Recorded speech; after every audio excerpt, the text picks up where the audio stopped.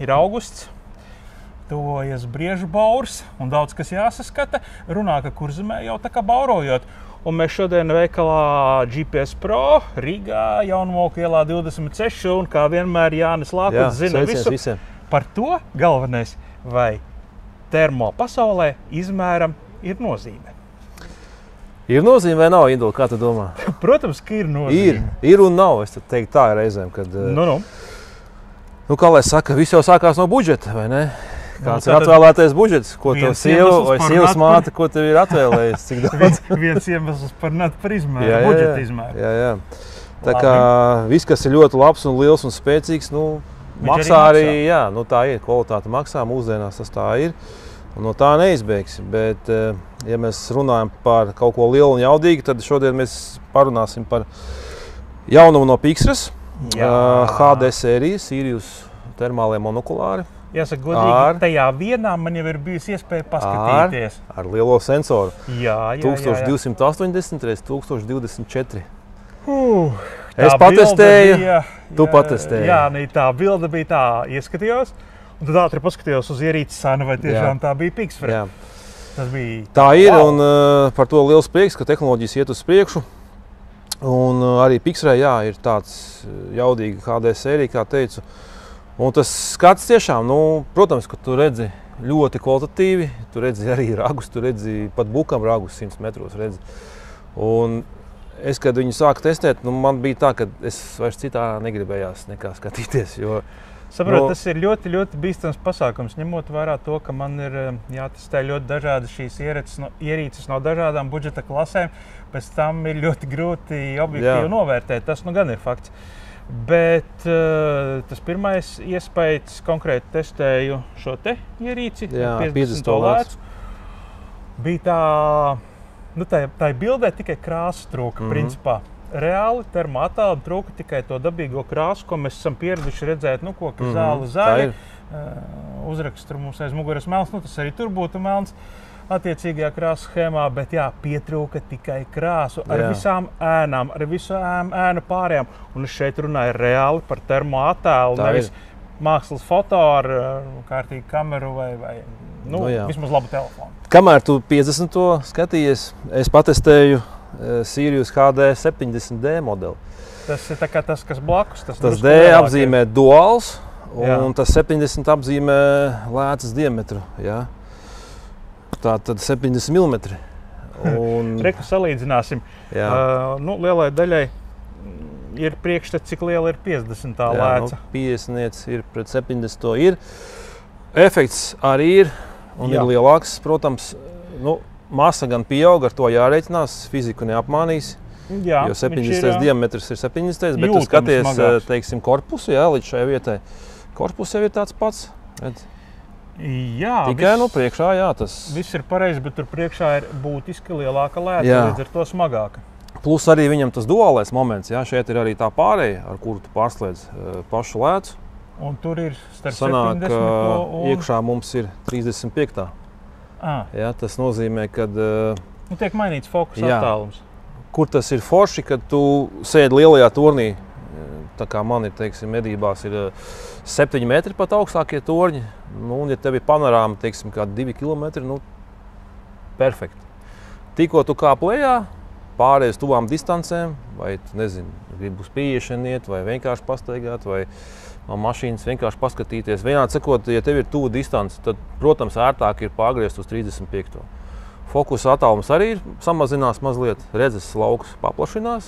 Un tu redzi vienkārši vairāk. Jā, un es tev arī pielikšu video, kur var arī paskatīties to efektu. Un arī tas, kad nevajag pārprast, ka tas nav digitālais zooms, tas ir optiskais, ja tu pārslēdz ar lēcu. Protams, katru lēcu tu vari arī digitāli pievilkt, kas arī video ir redzams, kad, teiksim, būciņiem ragus pievilkt klāt. Bet tas optiskais zooms, tas nozīmē, ka attēla kvalitāte nemainās. Tieši tā. Kāda viņa bija, tāda bija. Jo jūs visi labi zinat, ja izmantojam digitālo zoomu, jo lielāko palielinājumu mēs ieslēdzam, jo tas attēls šķīst ārā, teiksim, latviešu valodā. Pikseļiem sadalās, kvadrātiņos aiziet, vienkārši sakot. Iespaidīgi. Cena ar viņiem ir iespaidīga. Šim konkrēti ir pašlaik mājaslapā turpat 4000, 50. HD. Un šim cena vēl līdz galam īsti nav noteikta, bet tur varētu būt kaut kas ap 6000. Nu, tādas nesliktas mežā braucamās mašīnas cenā. Bet, zināt kā, viss, kas ir jauns un varbūt arī kādu tas viss samulsina, atbrauciet pie mums piekdienā, iedodam uz testu. Reizēm tā mednieks atnāk, es latviski saku, dziedu vienu dziesmu, pirmdien viņš atnāk, dzied citu dziesmu, jo viņš ir vienkārši pasties savās platībās. Viņš ir sapratis, ko tad īsti spēj. Un arī nav jau tā doma cilvēku tā kā baigi pārliecināt, pastāstīt, tu vari visu, pēc fakta, bet tā, kad cilvēks pats ierauga, tomēr ir bišķiņ savādāk. Es tieši gribēju teikt, ka jāpārliecinās ar katram pašam, un tad jau varēs saprast, ir ok, nav ok. Varbūt, ka tā mazliet sarunājot ar Ziemassvētku vai kādu citu vecīti visu kaut ko var sarunāt. Tu jau vēl uz sievas mātes pusi. Tā ir tā sievas māte. Jā, šodien uzmācīga doma. Nē, es vienkārši, kāpēc es tās bejos, tāpēc, kad es jūtu, ka tas septembris tuvojās, tas bauris tuvojās, vīri satraucās, un šodien pat veikalā bija, es nezinu, vairāk mednieki tiešām, un viņi visi tādi satraukušies un to budžetu skaita. Ir jau kas neskaita. Bet ir arī tādi vienkārši, es uz tā viļņa, jo es jau dzīvoju līdz tam visam. Es pilnīgi saprotu viņu, es pats esmu mednieks, man arī tas budžets vienmēr kaut kur viņš jāpaņem, vai tad no kaut kā jānoņem, vai kaut kā tā. Vienot sakot, kungi, jums ir jābūt labiem no tiem savām sievas mātēm. Vai kā tur vienā dziesmā bija, tādā sena latviešu dziesma bija, ka esi jauks pret meitu māti. Tī vienmēr tā kā mutautiņš, tad tev netrūkst tur vīns un alatiņš. Vīns un alatiņš ar medībām īsti kopā neiet, bet termoierīces iet gan. Es domāju, ilgākā perspektīvā, ja tur pārrēķina alus litros, tad šitais nemaz tik traki nesanāk. Jā, tā ir. Un starp citu, es tāds maziņš no dzīves, tā kā tā tava sieviņa vai tā sievas māte tā kā dod to svētību, tad brauc tais brīvdienās, zini. Tad arī pats labāk jūties. Bet kad tu esi aizbraucis un tev dāma ir uzmet uz lūpu, tad tās medības ar tādas viņas ir, bet nav līdz galam tā foršā sajūta. Darbu padarīt un ar savu, kā saka, cienīto visu. Jā, un galā tiem, kam ir lauku darbi, tie ir jāpadara un tad skriet labāk uz to mežu, uz to bauri. Pretējā gadījumā tur mājās būs rūkšana, tas tā kā minimums. Tāds kaut kāds baigais jautrais sanāca šodien stāstījums. Vajag labais. Jā, bet tev uz galda mums vēl ir viss, kas ir interesants. Jā, kur mednieks bez meža kameras. Tieši tā. Buļļiem jau riests un bedres un viss, un arī vīri nāk arī pēc kamerām īstenībā. Un arī bieži vien nāk pēc live kamerām. Jā, ir arī tādi, kas jau ir uzlikuši un jau viss notiek. Un tādas foršas video iesūt. Es tagad īsti neatceros, bet viens man teica no medniekiem, manis satiktiem, ka Kurzemes pusē kaut kur jau iebaurojas. Ir, ierūcās. Man vecumnieka pusē arī var dzirdēt. Es pats gan arī aizvakar biju mežā, bet vēl tā kā īsti nedzirdēju. Es gan medīju Vidzemes dienvidos, ja tā var teikt. Tu jau platajā galā gan arī. Nē, tā nejauc. Jā, nejauc. Nedrīkst. Es kā kurzemnieks man jau vairāk Es saprotu, ka tev vēsturiskie novadi mainās apmēram pie Talsiem, bet un aiz Talsiem uz Rīgas pusi jau ir platais gals. Bet runājot par kamerām, tā tad ir Night Force, foršas kameras, šī ir Pro versija. Ar saules panelīti jau komplektā? Jā, ar saules panelīti, bet ir viens bet, kad ir jāskatās, lai 4G zona pārklājums, viņa var mazliet peldēt, bet tam 4G tomēr ir jābūt, jo, ja peldēt, tu domā tā kā šovs ar... Zona peld. Zona peld. Es domāju, ka kamera var reāli likt zemūdens filmēšanu. Es uzreiz tādā savā leksikā, mednieku leksikā, ja zona peld, starp 3G vairāk, jo tas 4, tad šī Pro versija tomēr to noturēs. Kāpēc es saku, ka tas ir svarīgi?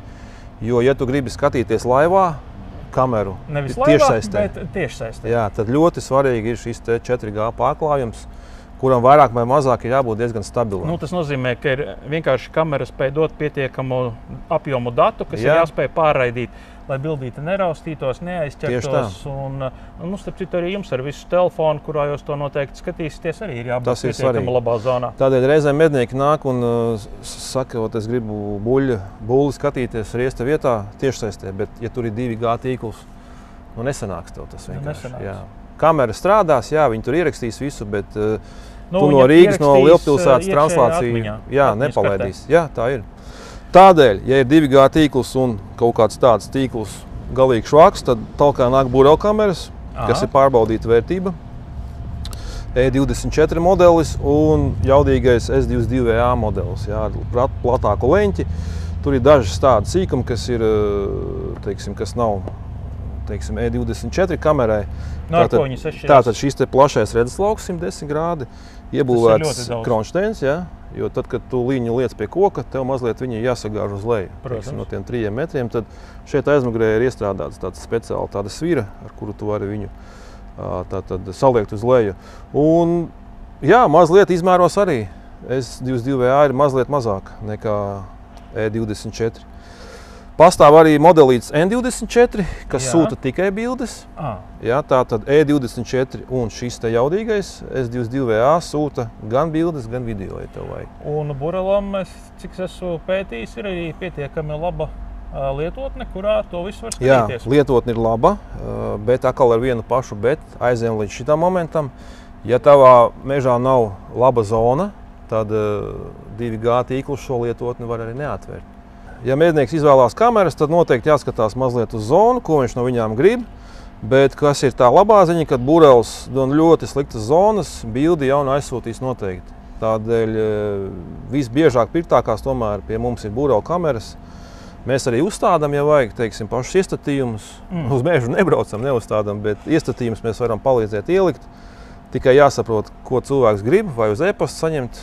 Ir arī MMS iespēja šeit saņemt, bet vairāk jau tomēr tas e-pasts iet, jo e-pastām ir forša lieta, kad viņš bildīt vēra vaļā individuāli, sliktā zonā, to var atvērt. Burela aplikācija, jā, viņa vērs uzreiz visu to apjomu laika prognozi, kas tik tur nav salikts. Ļoti smuka aplikācija, par to nav runa. Tādēļ mazliet ir jāizvērtē, kas ir ērtāk, jā.